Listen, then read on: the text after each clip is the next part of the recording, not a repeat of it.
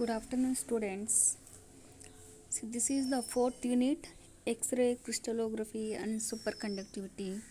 We have already discussed about types of X-rays like soft X-rays, hard X-rays, production of X-rays, that is Coolidge tube, advantages of Coolidge tube, and in case of X-ray spectra, one is continuous spectrum, that is already we have explained that one, and Dwane Hunt limit, h nu maximum equals E electron volt, and explanation of continuous X-ray spectrum. Next one is characteristic X-ray spectrum.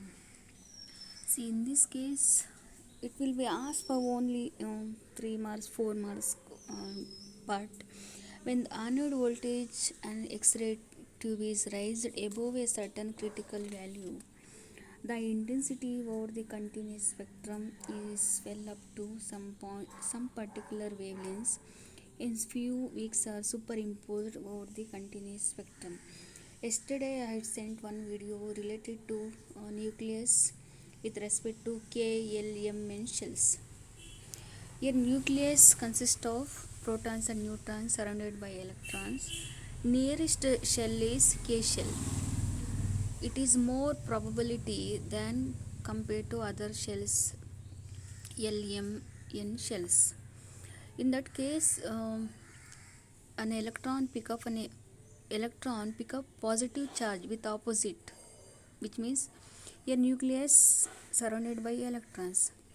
It pick up positive opposite charge of a particle, that is antimatter, from K shells. It undergo interaction, that is called as K electron capture and orbital electron capture. It pick up an opposite charge particle from the surrounding shells, that is K shell, M shell, N shells. And the origin of characteristic, there are two methods of producing characteristic X-ray. First one is by using the element as a target for electronic bombardment. One is the Coolidge tube, and second one is irradiating the element by hard X-ray from another X-ray tube. Here, characteristic X-rays from different materials were first studied by Berkla and Sadler. They classified into two types. One is, we have already discussed, on KLN shell, depending on the penetrating power. We know that K shell being more penetrating than L shell because it is nearest to the nucleus. And the origin of characteristic X-rays can be understood in terms of Bohr theory of atomic structure. Accordingly, an atom consists of positive nucleus of charge plus Ze with surrounded by shells K, L, M in shells. See this, the vacancy created in K shell, it pick up an electron from L shell, M shell, N shell, it undergo decay, or it capture an electron from surrounding shells, that is K electron capture.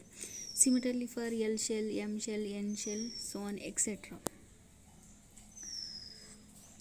Since the inner shells of the same time for all elements, the X-ray spectra are, it is same for all elements like K series, L series. However, in this case, atomic number increases greater than nuclear charge, and greater nuclear pull on the electron is concerned, which means excitation takes place. As we all know that spontaneous stimulated emissions.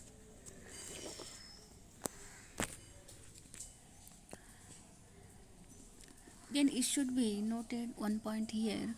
Continuous spectra of a X-ray target is the result of, that is, inverse photoelectric effect, which means the kinetic energy transferred into photon energy, while the characteristic spectrum, it is produced as a result of transition of electrons in the inner shells due to incident high energy electrons. Photoelectric effect which means interaction of gamma rays with matter. There are three types. One is photoelectric effect, Compton effect, pair production. Photoelectric effect means complete transfer of energy to the electron, that is photoelectric effect. In case of characteristic X-ray spectrum, that is transition of electrons in the inner shells due to high energy electrons, that is KLM shells. So this is the origin of characteristic X-rays.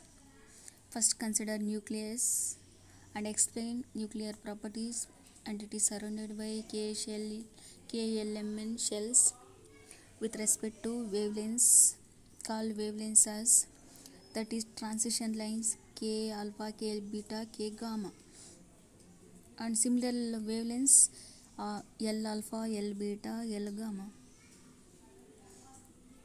with respect to shells K, L, M and N shells.